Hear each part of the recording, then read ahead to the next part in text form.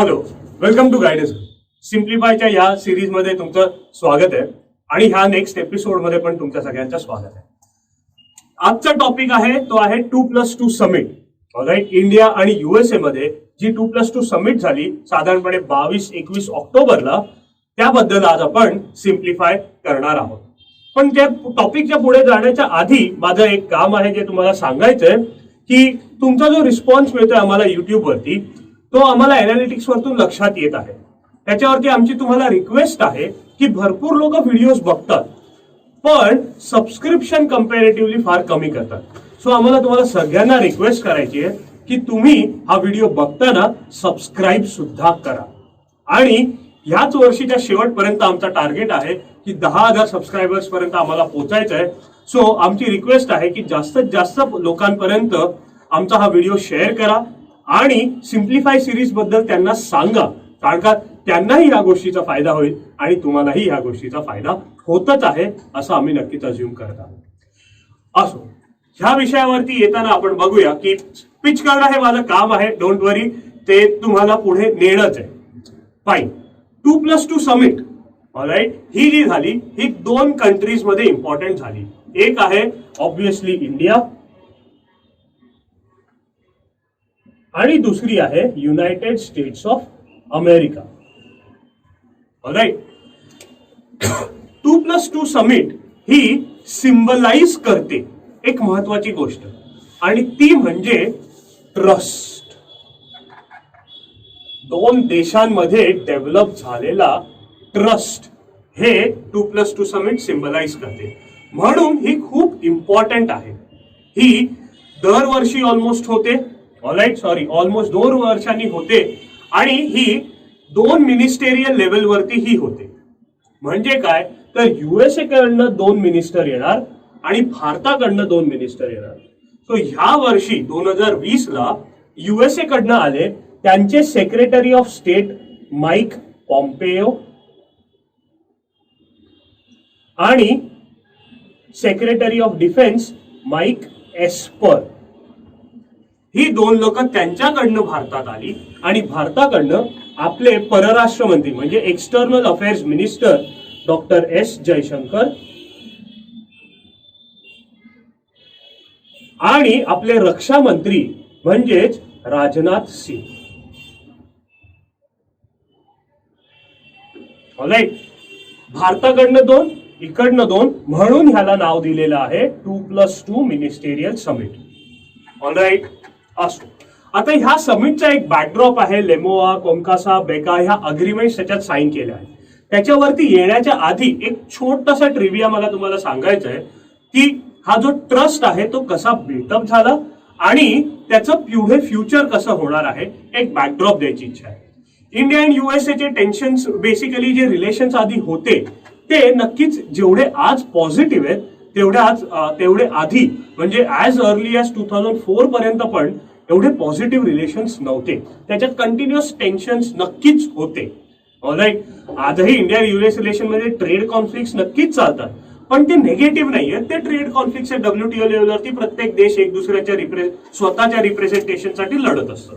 असो, पण से for example until 1998 मध्ये जेव्हा आपण देशाला न्यूक्लिअर देश म्हणून बनवला तेव्हा इंडिया आणि युएसएचे रिलेशन सगळ्यात जास्त स्ट्रेच्ड आउट होते. ऑलराईट, म्हणजे एकदमच तुटून गेली येथे 2 देश अशा झालेले.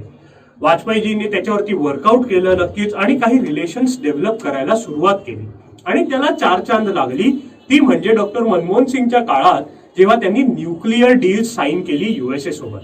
आता ती डील युनिक का आहे तर एकदम शॉर्ट मध्ये असं एकदम फास्ट सांगायचं म्हटलं तर भारताला न्यूक्लिअर सप्लायर्स ग्रुप मध्ये मेंबरशिप मिळाली ज्याचा इम्पॅक्ट न्यूक्लिअर फ्यूल मिळणार आणि न्यूक्लिअर फ्यूल म्हणजे युरेनियम आपल्याला मिळणार आणि आपण आपले क्लीन एनर्जीच्या प्रोजेक्टसाठी त्याला वर्क करू शकतो. ऑलराईट, हे करताना India is not a signatory to NPT, non proliferation treaty. याला इंडिया सिग्नेटरी नाहीये.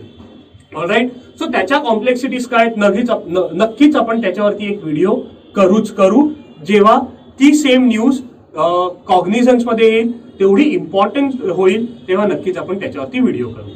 पण तोच रिलेशन जेव्हा इंडिया आणि युएस मध्ये डेव्हलप होत गेला, साधारणपणे 2007-2008 साली क्वाडची डेव्हलपमेंट करण्यात आली. क्वाड म्हणजे 4 बेसिकली, त्याला असं काही वेगळं मिनिंग नाहीये, 4.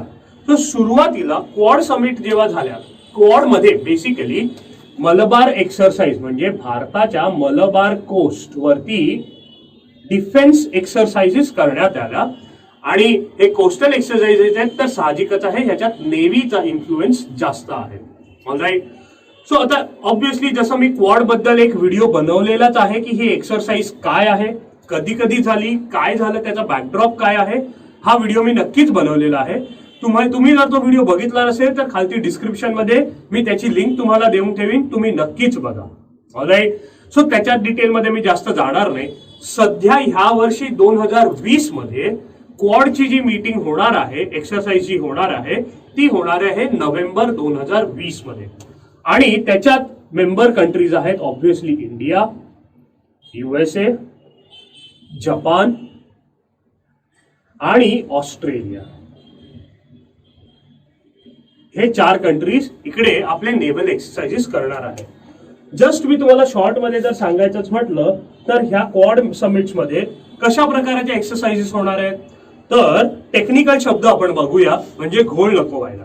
तर टेक्निकल शब्द कसा आहे की ह्या exercises include surface to surface exercise, म्हणजे जमिनीवरून ते जमिनीवरी आपल्याला कशाला एक दुसऱ्यांना निगेट करायचं, एकत्र कसं फाईट करू शकतो, मे बी एका कॉमन अपोनेंट सोबत. So you can fill in the lines की कोण कॉमन अपोनेंट होऊ शकतो आणि कोण हे एक दुसऱ्यांना लढताय. Sub surface, air domains, anti submarine, anti air आणि अँटी सरफेस. ऑलराईट.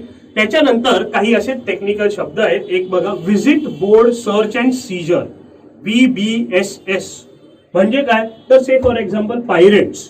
ऑलराईट. उदाहरण जर आपण घ्यायला गेलो की त्यांच्या अगेन्स्ट आपल्याला लढायचं आहे. आता पण जर आपण लॉकडाऊनच्या काळात जरी बघितलं, करोनाच्या काळात, तेव्हा पण एक कमर्शियल वेसल असं अडकलेलं इंडियन ओशन मध्ये, ज्याच्यावरती इंडियन रिप्रेझेंटेटिव्ह ऑब्व्हियसली त्याच्यावरती काम करत होते. इंडियातली लोक, Indian nationals to be precise, Indian nationals इकडे काम करत होते आणि पायरेट्सने त्यांना पकडून ठेवलेलं. आणि ऑब्व्हियसली त्याच्या अगेन्स्ट ती लोक पैसे मागत होती. ही सगळी स्टोरी असते. सो अशा वेळेला डिफेन्स फोर्सेस, खास करून नेव्ही, कसा रोल प्ले करू शकते. ऑलराईट. असं नाही ना पायरेट्सला एक देश, भारतासारखा देश किंवा कोणताही देश, एक सोवरेन सार्वभौम देश पायरेट्सला झुकेल आणि पैसे देत बसेल दरवेळी, असं तर होऊ नाही शकत. सो ह्याला एक उत्तर देणं गरजेचं आहे. सो हे नेव्हल एक्सरसाइजेस हाच सिम्बलाइज करतं की कसं आपण जाऊन पकडू शकतो, कसं सर्च करू शकतो आणि एकत्र आपण कोलॅबोरेटिव्हली कसं काम करू शकतो. ह्या सगळ्या महत्वाच्या एक्सरसाइजेस ह्या मलबार एक्सरसाइज मध्ये होणारच आहेत. सो ह्याच्यावरती परत जेव्हा न्यूज येईल तेव्हा हवं तर नक्कीच मी मलबार एक्सरसाइजेस वरती एक व्हिडिओ परत एक बनवेन. असो, आता ह्या वेळेला आपण बघायला गेलो तर 2020 साली इंडिया आणि USAचा, जसं मी तुम्हाला सांगितलं, तो ट्रस्ट, एक आहे पॉलिटिकल ट्रस्ट म्हणजे गव्हर्नमेंट टू गव्हर्नमेंट, आणि दुसरा आहे डिफेन्सचा ट्रस्ट. ऑलराईट. तो एक लेवल पण गाठणं गरजेचं आहे. जसं भारत एक देश आहे जिकडे डिफेन्स फोर्सेस आणि गव्हर्नमेंट कोणतीही असो, कोणत्याही पॉलिटिकलची पार्टीची असो, पण ते नेहमी एक दुसऱ्यावरती भरोसा ठेवून पुढे जातात आणि त्यांच्या तीच गव्हर्नमेंट त्यावेळेला डिफेन्स पॉलिसीज पण तशाच प्रकारे डेव्हलप करत जाते.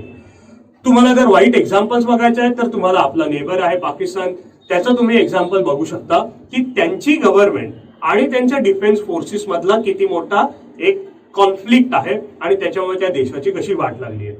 आपल्या देशात फॉर्च्युनेटली राईट फ्रॉम 1947 तो ट्रस्ट दोन्ही आपल्या इन्स्टिट्यूशन्स मध्ये नेहमी राहिला आहे आणि काही छोटे मोठे क्लॅशेस नक्कीच राहिले असतील, पण तो ट्रस्ट एक डेमोक्रेसी मध्ये ठेवून त्या दोघांनी आपापली आयडेंटिटी मेंटेन करून एकत्र काम करत राहिले. ऑलराईट. आणि तोच पॉलिटिकल ट्रस्ट ह्या डिफेन्स ट्रस्ट वरती ट्रान्झिशन मिळवलेला आहे. सो 2020 साली बेका ही डील साईन करण्यात आली, तर ह्याच्याच आधी ह्या लेमोआ आणि कोमकसा ह्या डील साईन करण्यात आल्या. सो ह्या डील्स एक्झॅक्टली काय आहेत तर आपण बघूया. लेमोआ ही 2016च्या 2+2 समिट मध्ये साईन करण्यात आली. ऑलराईट. ह्याचा फुल फॉर्म काय आहे? Logistics exchange memorandum of agreement. All right, logistics exchange memorandum of agreement. आता ह्याच्यात काही टेक्निकल शब्द आहेत, ते मी फक्त शब्द तुम्हाला सांगतो. जेव्हा मी रिसर्च करत होतो ह्याबद्दल सांगताना, तर मला काही खास टेक्निकल शब्द सापडले, तर मी ते तुम्हाला तुमच्यासोबत शेअर करतो. सो जे वेबसाईटवरती पण दिसून येतं, वेगवेगळ्या आर्टिकल्समध्ये पण हे शब्द खास दिसून येतात, सो हे यूज करणं गरजेचं आहे. तर ते म्हणतात की this agreement allows each country to replenish from each others basis to access supplies, spare parts, landing facilities, air bases and ports. म्हणजेच उदाहरण आता घेऊया, सो सॉरी, की एक दुसऱ्याचे हे डिफेन्स फोर्सेस असतील. उदाहरणार्थ से इंडियन ओशन मध्ये काही युएस बेसिस आहेत, काही फ्रेंच बेसिस आहेत, म्हणजे त्यांचे काही आयलंड्स आहेत. जेव्हा कॉलोनियलिझमच्या वेळी त्यांनी ते केलेले, ते काही आयलंड्स त्यांचे उरले जिकडे त्यांनी आपापले बेसिस क्रिएट केलेले आहेत. आणि कोल्ड वॉर एरामध्ये पण त्यांनी इकडे इंडियन ओशन मध्ये काही बेसिस क्रिएट केलेले आहेत. वाईस वर्सा इंडिया पण करू शकते, पण इंडिया वॉज नेव्हर अन अग्रेसर कंट्री. तर तसं काही वेगवेगळ्या ठिकाणांवरती इंडियाने एवढं केलेलं नाहीये. जसं जर एक एक्झाम्पल जर टॉप ऑफ द हेड जो माझ्या येतो, तो आहे इंडियन एअरफोर्सचा एक इम्पॉर्टंट बेस आहे, तो आहे उलान बतोर मंगोलियामध्ये. Right, if I am not wrong, तो त्यांचं त्या जागेचं नाव उलान बतोरच आहे. क्रॉस चेक करू शकता, पण मंगोलियामध्ये नक्कीच इंडियाचा एक एअरबेस आहे, त्याचा जिओ स्ट्रॅटेजिक सिग्निफिकन्स हा आहे की आपल्या दुसऱ्या एका होस्टाईल कंट्रीला निगेट करण्यासाठी. सो तुम्ही जॉग्राफी बघा आणि मंगोलिया काय एक एअरबेस आहे हा विचार करा. ऑलराईट, आणि तो कुठे आहे तो एअरबेस हाही विचार करा की ती जिओ स्ट्रॅटेजिक पोझिशन इंडिया एक सोव्हरेन कंट्रीने का ठेवलेली आहे. All right, fine. सो जेव्हा ही लेमोवा केली, आता ही लॉजिस्टिक्स जी आहे ही का गरजेची ठरते? उदाहरण, त्याचा एक एक्झाम्पल जर मी द्यायला गेलो तर 1990च्या दशकात सुरुवातीला गल्फ वॉर मेजर झाली. ऑलराईट, म्हणजे इराक सद्दाम हुसेनच्या अगेन्स्ट एक मेजर गल्फ वॉर झाली. त्याच्यात USA obviously was fighting against Saddam Hussein. आणि तेव्हा त्यांना इंडियन ओशन मध्ये रिफ्युलिंग करण्यासाठी जागा हवी होती, त्यांचे फायटर जेट ठेवण्यासाठी जागा हवी होती, म्हणजे त्यांना पेट्रोल भरण्यासाठी जागा हवी होती. आणि इंडियन गव्हर्नमेंटने त्यांना ती परमिशन दिलेली. आणि तेव्हा त्यांनी इंडियन डिफेन्स फोर्सेस वापरले, लँडिंग बेसिस वापरले, त्यांचे एअरफ्लाइट्सना पेट्रोल वगैरे भरण्यासाठी मदत केली आणि ती तिकडे घेऊन गेली. आता हा शब्द मी इकडे तुम्हाला वापरलेला स्पेअर पार्ट्स, ऍक्सेस सप्लाईज वगैरे. सो हा एक दोन डिफेन्स फोर्सेसचा हा ट्रस्ट किती डेव्हलप झालाय हे लक्षात ठेवा. कारण दुनियेचा जिओ पॉलिटिक्स हा वेगळाच आहे, ज्याच्यात डिफेन्स फोर्सेसना एक दुसऱ्यांचा ट्रस्ट मेंटेन करणं खूप एक चॅलेंजिंग ऍस्पेक्ट आहे. त्याचं उदाहरण म्हणजे से फॉर एक्झाम्पल कोणतं इंडियन डिफेन्स इक्विपमेंट वेसल असेल किंवा एखादा फायटर जेट असेल, ते एखाद्या युएसएच्या पोर्टवरती जाऊन लँड केलं. भीती आहे नक्कीच की युएसए गव्हर्नमेंट काहीतरी स्पाय वगैरे करून आपले इक्विपमेंट चोरतील किंवा काही बघतील आणि त्यांना आपली टेक्नॉलॉजी रिव्हील होईल. सो खतरा. वाईस वर्सा युएसएचे काही डिफेन्स फोर्सेस आपल्या पोर्टवरती आले आणि आपण काहीतरी त्यांच्याकडनं चोरून घेतलं, हे खतरा होऊ शकतो. म्हणून हा ट्रस्ट नसायचा एक दुसऱ्याच्या डिफेन्समध्ये. पण जेव्हा ही लेमोआ साईन होते, हे सिम्बलाइज करतं की ह्या दोन्ही देशांमध्ये तो ट्रस्ट डेव्हलप झाला आहे. स्पेसिफिकली डिफेन्स फोर्सेसमध्ये तो ट्रस्ट डेव्हलप झाला आहे आणि ते एक दुसऱ्याच्या लँडिंग साइट्सवरती जाऊ शकतात. आणि हेच पॉलिटिकली सुद्धा हा ट्रस्ट डेव्हलप होत गेलेला आहे. ऑलराईट, म्हणून ही जी अग्रीमेंट आहे आपली न्यूक्लिअर डील नंतर जो क्वाड एक्सरसाइज एक ट्रान्झिशन आला आणि मग ही लेमोआ 2+2 समिट मध्ये साईन झाली, ही सिम्बलाइज करतं की एक लेवल दोन नेशन्स मध्ये एकत्र येण्याची ऑलराईट एक चांगली वाटचाल चालू आहे. म्हणून if I am not wrong 2016 सालीच ऑलराईट त्यावेळेला भरपूर इंडिया आणि युएस रिलेशन्स हे रिडिफाईन करण्यात आले की India and US are strategic partners in world politics. आणि ती स्ट्रॅटेजिक पार्टनरचं जर आपल्याला काही एक्झाम्पल बघायचं असेल तर ह्या 3 डील्स दिसून येतात आणि लेमोआ हा त्याच्यातला फर्स्ट स्टेप आहे. ऑलराईट, नेक्स्ट डील जी साईन करण्यात आली ती आहे 2018 साली आणि ती आहे कॉमकासा. ॲब्रिव्हिएशन्स किंवा शॉर्ट फॉर्म्स मध्ये जाऊ नका. कॉमकासा बेसिकली काय म्हणतं, communications compatibility and security agreement. So ही 2018 साली साईन करण्यात आली आणि त्याच्यातही काही इम्पॉर्टंट टर्म्स आहेत, काही टेक्निकल टर्म्स आहेत, ते आपण बघूया.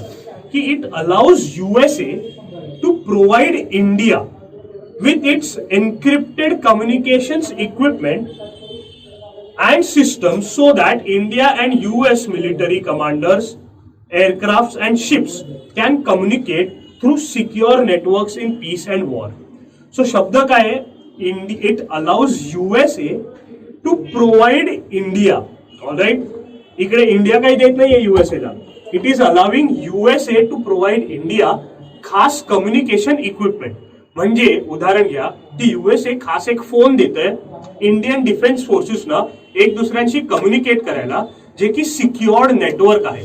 दुसरा कोणताही देश त्याच्यात बघू नाही शकत, दुसरे कोणत्याही डिफेन्स इक्विपमेंट त्याच्यावरती स्पाय नाही करू शकत आणि हा कम्युनिकेशन बघू नाही शकत. सो ही USA ने डेव्हलप केलेली टेक्नॉलॉजी इंडियन डिफेन्स फोर्सेसला देण्यात आली. Alright, according to this agreement. आणि हे एक दुसऱ्यांना कोऑर्डिनेट करतील, कम्युनिकेट करतील. कधी इन टाइम्स ऑफ ऍक्शन कदाचित गरज पडली तर नक्कीच ह्याचा फायदा होईल. म्हणजे दुश्मनांना ते लक्षात येणार नाही की हे दुसरे कसे एक दुसऱ्यांना कसे कोऑर्डिनेट करत आहेत. अंडरस्टँड दिस की सॉरी, इंडियाने ती टेक्नॉलॉजी नाही बनवली आहे, USA ने जी टेक्नॉलॉजी बनवली आहे ती ते शेअर करत आहेत.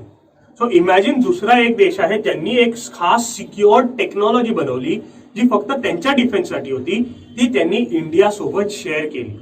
सो नेक्स्ट स्टेप दिसून येतो लेमोआ नंतर कॉमकासा की तो कसा ट्रस्ट परत बिल्टअप झालेला आहे. नक्कीच डिफेन्समध्ये किती जबरदस्त बिल्टअप झालेला आहे की त्यांची टेक्नॉलॉजी ते शेअर करत आहे. ऑलराईट, आणि आता 2020 साली जी साईन झाली ती आहे बेका. त्याचा फुल फॉर्म काय आहे, basic exchange and cooperative agreement. So ही बेसिकली काय आहे की ह्याच्यात काही टेक्निकल शब्द आहेत की it allows sharing of geospatial intelligence, alright, information on maps and satellite images for defence purposes. Alright, it will give access to topographical and aeronautical data and products that will aid navigation and targeting. Important काय आहे, साध्या भाषेत बोलू तर समजा आज आपण GPS वापरतो. All right, sorry. सो GPS काय करतो, टॅक्सी बोलवतो किंवा GPSच्या मदतीने मी राईट जाऊ की लेफ्ट जाऊ की कुठे जाऊ हे बघतो. आता ती अॅक्युरसी त्या GPSची किती आहे, ती अॅक्युरसी मे बी 500 मीटर आहे किंवा 1 किलोमीटर आहे, व्हॉट एव्हर. बऱ्याच वेळा शहरातल्या लोकांना लक्षात येईल, टॅक्सी मागवतो आणि आपण एका जागेवरती थांबलो आणि टॅक्सीवाला कदाचित पुढच्या सिग्नलवरती उभा आहे आणि तो बोलतो मी तर लोकेशनवर आलोय. सो ती अॅक्युरसी मधला फरक आहे. नाव इमॅजिन इकडे डिफेन्स फोर्सेस दोन देश मे बी फाईट करत आहेत आणि एखादा मिसाईल सोडला. ऑलराईट, आणि आपण तर बघितलेलं की तो पर्टिक्युलर दुश्मन ह्या लोकेशनवरती आहे पण तो मिसाईल पोचला ह्या. ऑलराईट, आता समजा तुमच्याकडे एक मोठा वॉरहेड असेल तर त्याचा इम्पॅक्ट वाढू शकतो, पण तुम्हाला इथे टार्गेट करायचं होतं आणि इथे फुटलं तर काय फायदा झाला, बरोबर, तुमचं वेस्टच झालं ना. सो तुम्हाला ती अॅक्युरसी हवी आणि ती अॅक्युरसी असण्यासाठी ती एक ऍडव्हान्स टेक्नॉलॉजी हवी. ऑलराईट, म्हणून बेका तुम्हाला देतो शब्द, जो टेक्निकल शब्द आहे तो आहे geospatial information. Alright, geospatial information for intelligence sharing. आता इंटेलिजन्स म्हणजे काय, उदाहरण घ्या, आता आपण इंडिया आणि चायना सगळ्यांना माहितीच आहे LAC वरती, लाईन ऑफ ऍक्च्युअल कंट्रोल वरती एक दुसऱ्यांशी टसलमध्ये आहे आणि ती टोपोग्राफी म्हणजे तिकडचं पहाडी इलाका कसा आहे, चॅलेंजिंग आहे, किती माउंटेन रेंजेस आहेत लक्षात येत नाही. सो सॅटेलाइट इमेजेसच्या मदतीने तुम्ही बघू शकता कोण एक्झॅक्टली कुठे आहे आणि पिन पॉइंट लोकेशन देता येईल. ऑलराईट, पिन पॉइंट लोकेशन समजता येईल की ते किती एरिया आत आले किंवा किती एरिया मागे गेलेले आहेत आणि कुठे बसलेले आहेत. ही इन्फॉर्मेशन शेअरिंग इंटेलिजन्ससाठी महत्वाची आहे आणि तीच आहे जिओ स्पेशियल शेअरिंग. ह्याच्यात अजून काय होणार की टोपोग्राफिकल अँड एरोनॉटिकल डेटा, जसं मी तुम्हाला उदाहरण दिलं ते एखाद्या मिसाईलचं. आता बरे maximum missile systems, defence systems हे गाइडेड मिसाईल सिस्टम्स असतात. म्हणजे इकडनं उडवली आणि मे बी कम्प्युटरच्या मदतीने त्याला गाईड करण्यात येतं कुठे जायचं आणि कुठे जाऊन फुटायचं आहे. सो हे गाइडेड मिसाईल तुम्हाला जर द्यायचं असेल तर त्याची रेंज असायला हवी, तुम्हाला सॅटेलाइट कनेक्टिव्हिटी हवी. तर ही टेक्नॉलॉजी कुठे आहे आणि कशी आहे? सो तेच आपण USA आता आपल्यासोबत कोलॅबोरेट त्याच्यासाठी करणार आहे आणि तेच सिम्बलाइज करतं बेकामध्ये. ऑलराईट. सो तुम्ही हे बघू शकता की external affairs minister, defence minister, रक्षा मंत्री असेल, ओके, हा पण त्यांचा मिनिस्टर आहे, हा पण त्यांचा सेक्रेटरी ऑफ डिफेन्स आहे. सेक्रेटरी ऑफ स्टेट म्हणजे next to president, vice president आणि प्रेसिडेंट त्यांच्या देशातलं असं. सो ह्या अग्रीमेंट्स बेसिकली सिम्बलाइज करतात की कशा प्रकारे ह्या डिफेन्समध्ये एकत्र आले आणि तो ट्रस्ट डेव्हलप झाला आहे. आणि ऑब्व्हियसली तुम्ही विचार करू शकता की करंट ज्या घडामोडी जगात चाललेल्या आहेत, खास करून डिफेन्स फोर्सेसच्या मध्ये, ऑलराईट, जसं इंडिया चायना सिच्युएशन आहे, इंडिया पाकिस्तान सिच्युएशन आहे, USA चायना सिच्युएशन आहे, USA रशिया सिच्युएशन आहे, त्या पार्श्वभूमीवरती जर आपण बघायला गेलो तर ह्या अग्रीमेंट्स किती प्रोग्रेसिव्ह आहेत आणि त्या किती इम्पॉर्टंट आहेत. ऑलराईट. इंडियाला नक्कीच एक स्ट्रॉंग हँड, एक कोलॅबोरेटर म्हणून हवा आणि USA तो मिळतो. आणि USA ला नक्कीच एक स्ट्रॉंग हँड एशियात हवा जो इंडिया USA ला भेटतो. ऑलराईट. सो ही 2+2 समिट ही दरवेळेला होते आणि साधारणपणे सप्टेंबर ऑक्टोबर महिन्यातच होते. सो ह्या वर्षी ही ऑक्टोबर साधारणपणे 21-22 किंवा 22-23 ह्या 2 दिवसांमध्ये ही 2+2 समिट झाली. आणि तेव्हा ह्या वर्षी 2020 साली त्यांनी बेका ही अग्रीमेंट साईन केली. ऑलराईट. असं. सो आय होप तुम्हाला हे लक्षात आलं असेल 2+2 समिट काय आहे आणि मी सिम्प्लिफाय करण्यात यशस्वी आहे आणि तुम्हाला हे कळत आहे. ह्या गोष्टीला आता तुम्ही पुढे न्या म्हणजे काय, जेव्हा तुम्ही रोज न्यूजपेपर वाचता आणि चांगला न्यूजपेपर जेव्हा वाचाल, फालतू कमांडो कॉमिक चॅनल्स किंवा फालतू टेलिव्हिजन चॅनल्स बघितले नाही आणि चांगला न्यूजपेपर वाचाल, तर तुम्हाला लक्षात येईल की आता ह्याचा फायदा नोव्हेंबर महिन्यात होणारी मलबार एक्सरसाइज काय आहे आणि त्याच्यावरती ह्याचा इम्पॅक्ट काय झाला. ऑलराईट. सो हा लिंक लावायचा तुम्ही प्रयत्न करा. ओके. तरच तुम्हाला ह्या गोष्टी लक्षात येतील, नीट कळतील, सिम्प्लिफाय होतील. म्हणजे कधीही कुठेही काही प्रश्न आला तर तुमच्याकडे आन्सर रेडी आहे. ह्याच टॉपिकवरती आता आपण थांबू. तुम्हाला काही डाऊट्स असले, काही क्वेश्चन्स असतील तर नक्कीच मला कमेंट बॉक्समध्ये तुम्ही विचारा. ऑलराईट. नाही झालं तर डिस्क्रिप्शन मध्ये माझा नंबर आहे अवेलेबल, तुम्ही मला फोन करू शकता किंवा फोन नाही उचलू शकलो तर व्हॉट्सअप करा, मी नक्कीच तुम्हाला रिप्लाय देईन. जाता जाता फक्त जसं सुरुवातीला सांगितलं की लाईक करा, शेअर करा आणि जास्तीत जास्त लोकांना एनकरेज करा की सबस्क्राईब सुद्धा करा आमच्या ह्या चॅनलला. ऑलराईट. सिम्प्लिफायचा हा एपिसोड तुम्हाला कसा वाटला नक्कीच मला कॉमेंट सेक्शन मध्ये सांगा. थँक्यू. Bye bye. नक्कीच हा व्हिडिओ आवडला असेल आता तुम्हाला, जर 2+2 समिटवरती बनवला आहे आणि सिम्प्लिफाय सिरीज तुम्हाला आवडत आहे तर आम्हाला सपोर्ट करा. आणि सपोर्ट करण्याचा एकच तरीका आहे की व्हिडिओजला लाईक करा आणि जास्तीत जास्त लोकांपर्यंत पोहोचवा आणि जे बघत आहेत त्या लोकांनी सबस्क्राईब करा. बाय. थँक्यू.